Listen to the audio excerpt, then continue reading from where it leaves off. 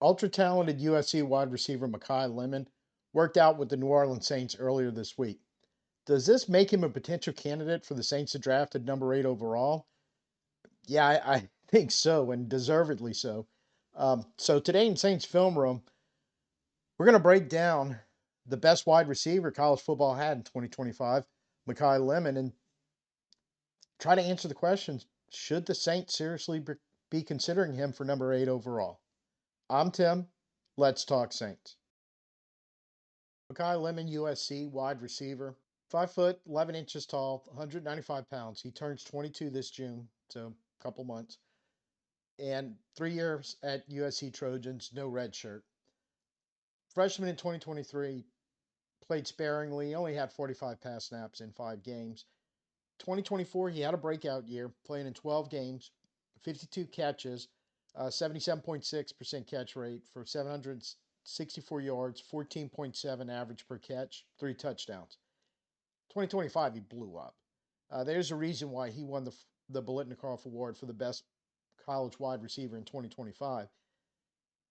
79 catches, catch rate is 72.5%, 1,156 yards, 11 touchdowns, 14.6 a catch. In his career, 137 total catches, that's 74.5% rate, 2,008 yards, 14.7 average. I mean, religiously, he's almost 15 yards a catch his whole time in college, 14 touchdowns.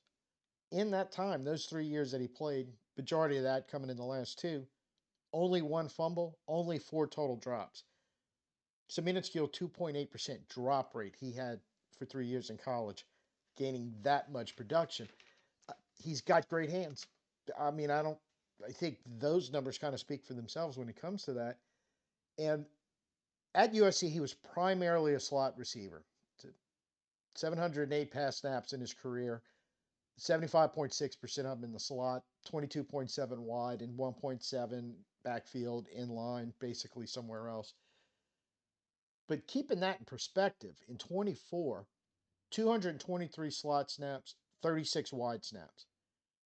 2025, both numbers went up. He jumped to 283 slot snaps, 60 overall, but 112 in wide snaps. So plus 76. He almost tripled the number of times that they lined him up out wide and what he could do out there, showing that he's just not a slot receiver. So there's a lot of college receivers that come out with great numbers, great everything, and the NFL looks at them and go, they primarily played in the slot in college, where you're not getting press coverage. It's a lot harder to do that. You can get off the line easier getting your routes. And they want to know or want to see, can you play outside? Or you're going to be exclusively in the slot. Sometimes that does hamper wide receivers coming out of college. But I think that jump in playing outside, as his snaps increased from his sophomore to his junior year, the biggest chunk of that increase came out of the slot and moving wide. So I think you can put that to bed. I think there's a look, he can do it. He should be able to move out there and be able to play wide. You got to remember that he was doing all this production and this year 2 to year 3, basically adding another aspect to his game, doing it in the Big Ten, which I would argue for more than a few years has been the best pool of talent that college football has assembled in one conference overall, playing against some real studs week in and week out in that conference. So I think I don't think anybody's really questioning like some other slot guys, primarily slot guys, making the move out there. I think the concern coming from the NFL is is that game going to transition to the NFL? And what I mean by that is, we'll start with his pro day 40, because he did not run a 40 at the combine, and there's confusion all over the place on what he actually ran. Officially, unofficially, handheld time seems to be somewhere between a 4.45 and a 4.53. And that range isn't really an issue. Side quest here for a second. Recently, the last 2 or 3 weeks, PFF did a pretty extended study on wide receiver 40 times versus NFL production going back years. in the year to year, basically the gist of it is from year to year, the top of the bell curve of production is going to be somewhere in that 4.4 to 4.53 range, 4.44 to 4.53 range. So those numbers are, if as long as he's in between there somewhere, he's kind of in that sweet spot. And the real point of that study that they did was, or the big takeaway is, look, um, 4.55 and a 40 and slower. That's where the real problem comes in when you're talking about 40 time. But speed in itself isn't, it's a major variable, no doubt about it, into what's going to translate for a wide receiver in college, but it's not the end all be all. There's so many other variables involved. It's more like that you start getting north of 4.55, that's really where the concern is. He should be safe by all intents and purposes. The problem at the combine and in some of the stuff that went on his pro day is the talk seems to be his size, his hand size, his arm length, his wingspan, all these type measurables being on the low end of what they want to see in college receivers. The reason being, to put it bluntly, is when you get to, you know, the bigger, longer, faster cover guys or defenders that you're going to see in the pros than what you saw in college, even though you're coming from probably the highest level of college, it's going to be a jump. Can you adjust? Will you be able to play? How are you going to be able to do it? And in his case, being a smaller frame, and then on top of that, having, the stuff they don't want to see in arm size and all that, can make some teams nervous. So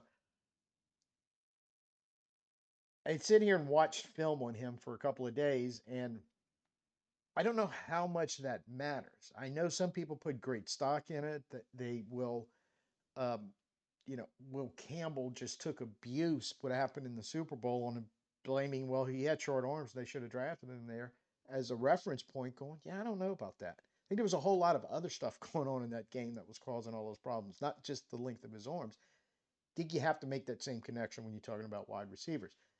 The thing is with Makai Lemon, when you watch his film, look, um, he pops all over the place. You're just seeing number six. You're seeing number six get open. You're seeing number six make big plays, or seeing him make tough plays. There's no doubt his film shows he has great hands. He's a really good route runner. He's constantly getting open. You just see him everywhere. Boom, there he is. Number six, nobody near him. Catch a ball, go make a play. And I think the big thing is that, again, a lot like we talked about some of the Saints receivers that we kept from last year, and most recently in the Chris Bell video, this understanding of space, getting to that space, knowing my quarterback, that's where he's putting the ball if he's doing his job. And my job is to make sure I'm there and catch the dang thing and then make something happen with it after I caught it. He does all that stuff. The man won the Blitnikoff for a reason, So I think when you kind of dive into, just look at the PFF grade, they had him at a 91.4 last year. I can't disagree with that from what I saw. And then you start looking at some of his advanced metrics, 3.13 yards per route run. It's a lot. 66.7 contested catch rate. We already talked about his 2.8% drop rate and how it's tiny compared to other receivers coming out of college. All that stuff is upper 10% of not only the receivers coming out this year, but those numbers reflect all the receivers in college that had enough pass snaps to qualify for these numbers. 6.4 yards after the catch, forced 21 missed tackles. Now, this guy, they're complaining about his 5'11 and short arms and against some of the best defenders in the country. He didn't really have a problem with that. His average depth of target, 10.4 yards. In targets of 20 plus yards, he had 16 catches for 522 yards. So, there's some explosive playability in there. Shorter catches, he had 22 screen or behind the line catches for 146 yards. And of his total number of catches, 52 came out of the slot. He had 791 yards on those 52 catches. So there's the fact that we're talking about. And I'm one that's big. I always want to see the numbers. Talked about this in a couple of videos where guys didn't have 40 times. You just want to see the the numbers that are coming out of the combines and or the pro days confirm what you see on film. Like I said, as long as as far as the 40 times concerned, if it is indeed whatever that range was at pro day, or I should say in the range they were giving at pro day, as long as that was fairly accurate, you should be fine. And he could always get a little faster. You know, show some agility, show some lateral movement, show some quickness to kind of sprinkle in there. But the actual, to lack of a better words, his arms aren't going to get any longer and his hands aren't going to get any bigger. Do with that information what you will, and sometimes I struggle with it because these checkpoints are boxes, I guess you should say, are there to check for a reason. But then when you watch his film, going, is it enough for someone to say, nah, I don't think he's the guy. His arms are too short and his hands are too small, and then just go look at what's been running while we've been talking. Now, last thing, talking about Lemon, um, all the rumors about his interviews or talking with the media, whatever that went on at the combine and hurting his draft stock, and um, I didn't really get wind of it till after it had all happened, and by that time people were choosing up sides, and I wasn't there. I don't know anybody personally who was there or whatever went or did not go on. And by choice, I have no comment or opinion on it whatsoever. But for full disclosure, you have to mention that because it is a possibility, it could affect his draft stock. It needs to be mentioned that it is a rumor, for all we know. Maybe it's true. Don't know. Can't tell you. But even anything like that hanging out there over the air, get people talking and can have an effect when you're talking about the NFL. For me, and why I mention it here, I think it ties in with the other part that we were just talking about, were those measurables that they're not liking so much on his, basically his body type or his body structure. This goes right along with it because I don't know the answer to those either. That's where and I think we as fans have to trust the organization that they can sort through what is relevant, what is not relevant, make informed decisions, and go, yeah, that matters. No, that doesn't matter. This could matter. We need to do X or do Y to make sure we know whether it's gonna affect what we want to do if we draft them or it's not a big deal.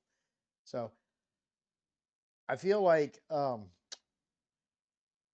you get to this point, there's all kind of calls being made, not just stuff like that, where are you drafting the right guy?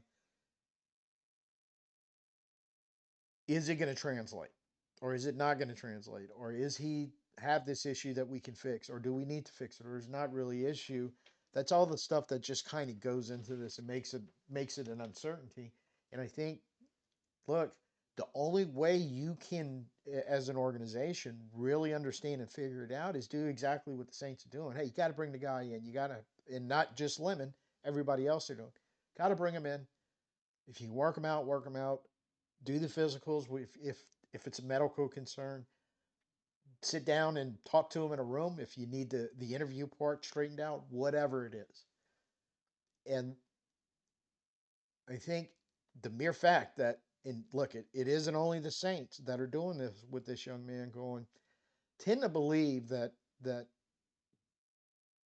I don't want to say any of that's a concern. It is, but I think if it was something where it was really bad or really obvious or anything like that, I think they would be moving on to other personnel. But in Makai Lemon's case and the New Orleans Saints case, they're spending a god awful amount of time together the past few days. So I'm pretty sure that the organization should have enough information at that point to be able to figure it out and make the right decision. So while I'm not ready to move off my opinion that Cornell Tate is the best wide receiver in this class, I'm willing to concede the gap between him and the next guy, which could very well be Makai Lemon, is significantly smaller than I thought it was. My apologies to Makai Lemon on that. Um, like I said, I get the size and the arm length issue and all that, and in how that could or could not affect what's really going to go on here and what's really going to happen. But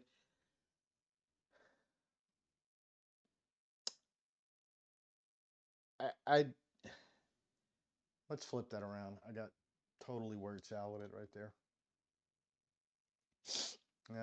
So that's going to go to like 1620.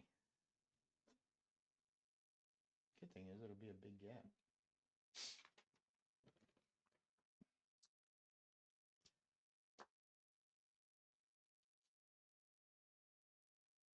So while I'm not ready to move off my opinion that Cornell Tate is the best wide receiver in this draft class, I'm willing to concede the gap between him and Makai Lemon uh, significantly smaller than I thought probably about a week or so, 10 days ago, before I jumped into all this. So my apologies to Makai Lemon. Look, I get the size and the arm length and all that, and is it going to translate and, help him to be able to bring his game to the next level, because the next level is going to be tougher for him. But it's the same thing that you can ask about most recently the last video with Bell and his in coming off the ACL injury and you know what's going to happen if the right answer comes from his health question. So if you were to tell me right now, yeah, absolutely, that none of that stuff they're concerned about is going to matter. What you saw him do at USC, he's going to be able to show up in New Orleans and be able to do it. And for the people that are pro Lemon in the out there in the draft world, they're saying he's going to be able to bring it as a rookie and show up and can contribute for whatever that opinion is worth.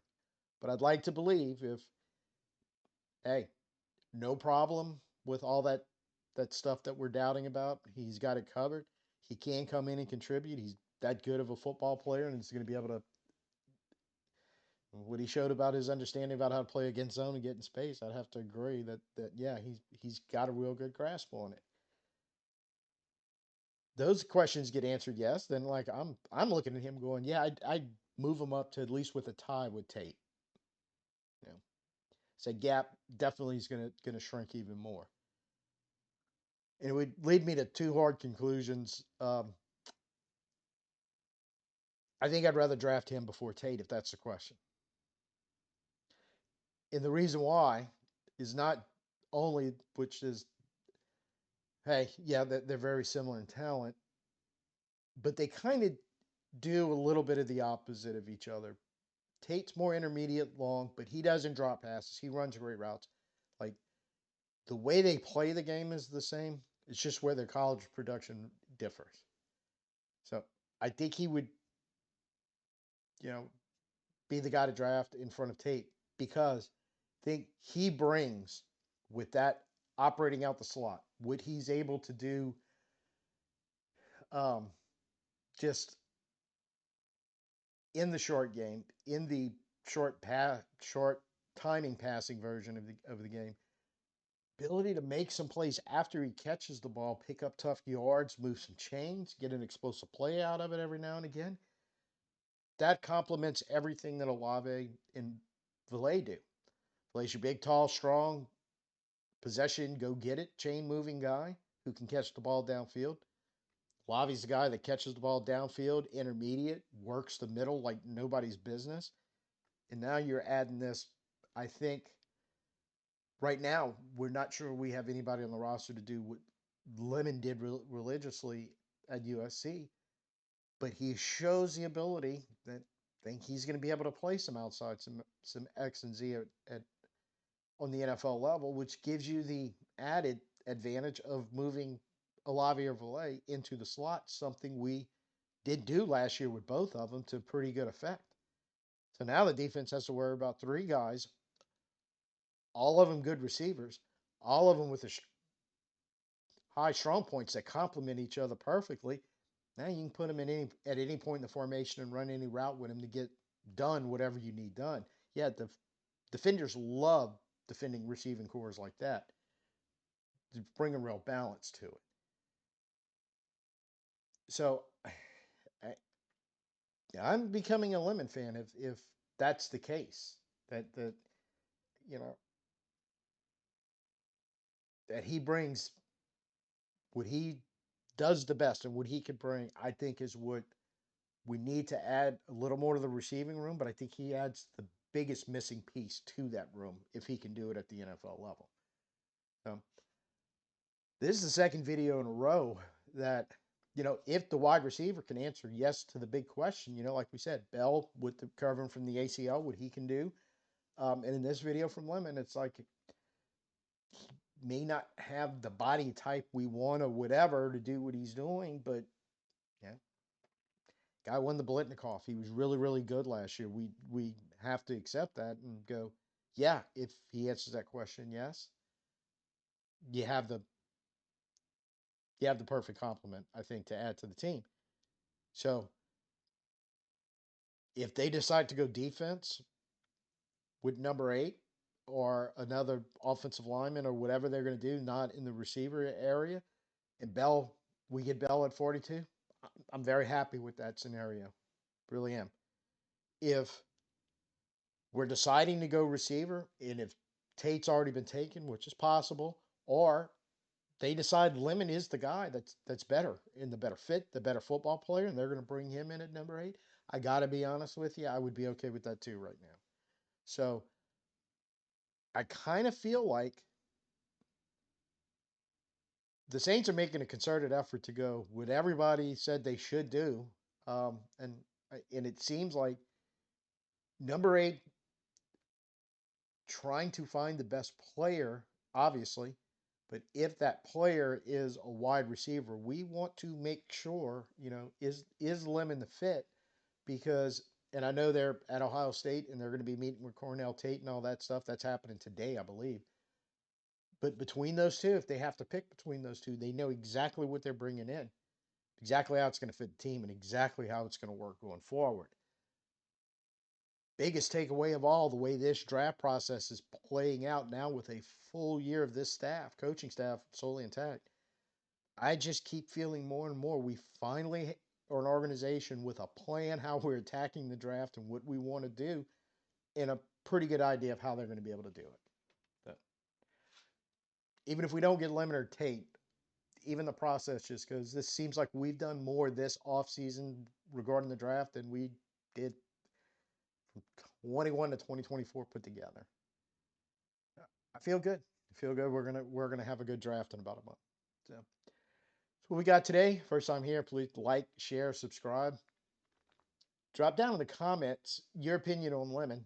Um, I, I, I'm envisioning what you could do with that receiving core in Tyler Shuck and seeing some really good things. Not to mention ATN and Juwan Johnson. So kind of looking forward to how this plays out. And like I said, this kind of loosely ties in, not maybe not even loosely, but really ties in to kind of Bell being here, showing up before Lemon for his pre-draft process. Pop that video there. Go ahead and take a look at it. Till I see you next time, I'm Tim. Peace out and who dat.